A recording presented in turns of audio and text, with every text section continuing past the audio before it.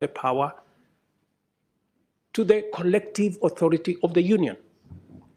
I had occasion, let me explain to you something. I had occasion a few weeks ago to talk with the German Chancellor. And he was explaining to me how Germany has donated matters trade, matters investment to the European Union. And they have immensely benefited by working together as 27 governments, 475 million people. In our continent, we still want to keep all the powers in our little corners.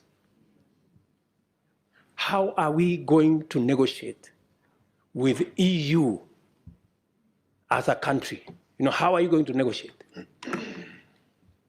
And this is the candid conversation we must have. The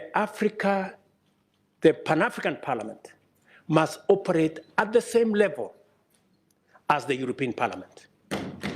If we have to engage with the European Union on a platform as equals,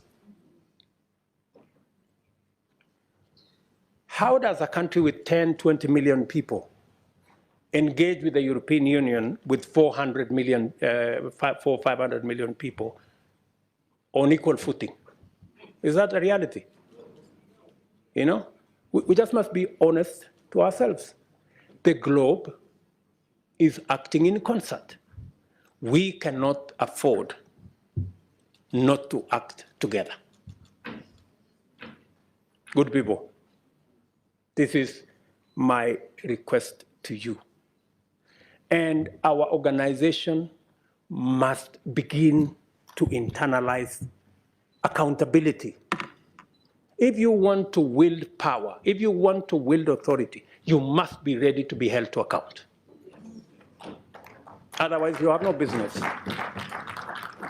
And the organization to hold the African Union to account is this parliament.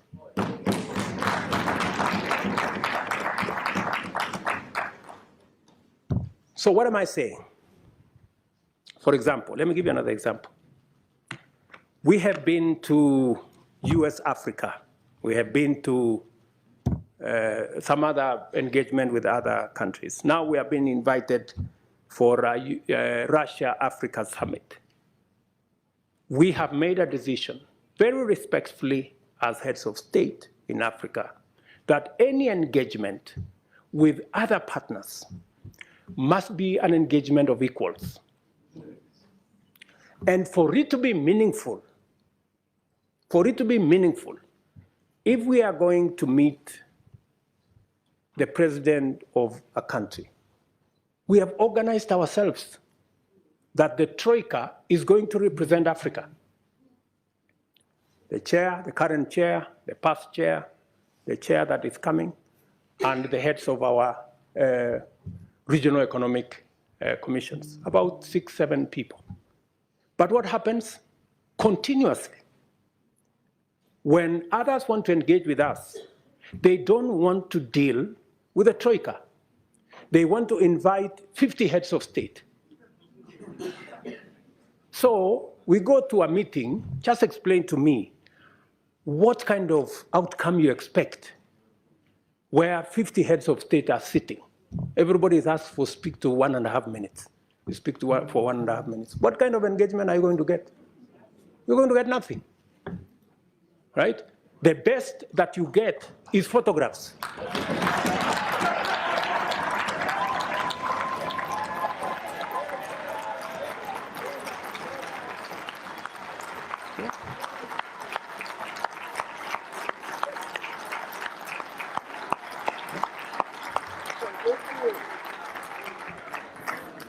That's it.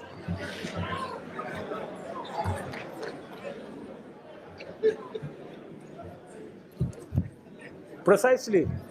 You get these photographs, they normally line us up somewhere, crowd of 50 heads of state. And that's all we come home with, because there isn't time to engage any serious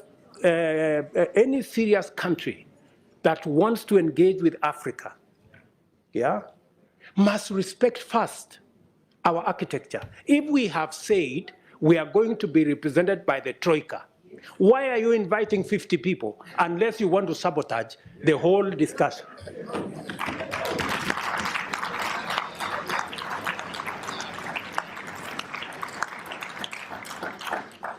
And if you can't respect our own rules, it is a sign of lack of goodwill. I mean, you must, so that when we engage, you know, if we have a smaller group of 5 people, then you can have a meaningful conversation. And we can have a meeting of equals. But here you are, you represent 200-300 million people. You have a guy here who represents 10 people. You have another guy who represents 10 million people. Then that conversation becomes, and some of the time, you know, the most unfortunate thing is that some of the people who invite us to these meetings tell us, if you don't come, there will be consequences. So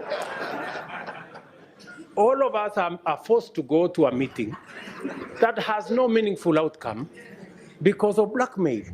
This is not right, good people. You know, this is not okay, you know? So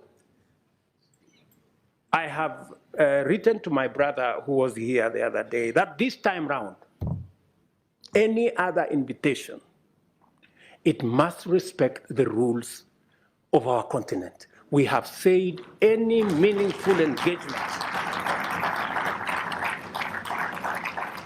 anybody who wants us to take them seriously, they must first respect our architecture.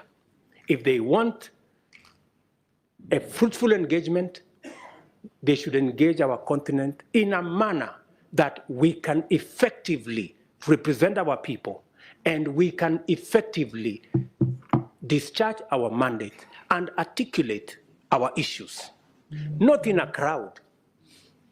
We want to be effective. We want to engage, you know? So if you are one head of state and you want to engage all these people, surely, are you sincere, you know, in engaging in a crowd? Because some of these good people, they want to avoid any commitments, you know? They want to avoid any meaningful engagement. They just want a baraza and okay, pictures, and then we go. Dinner, and then, I mean, good people, we have food in our countries, at least.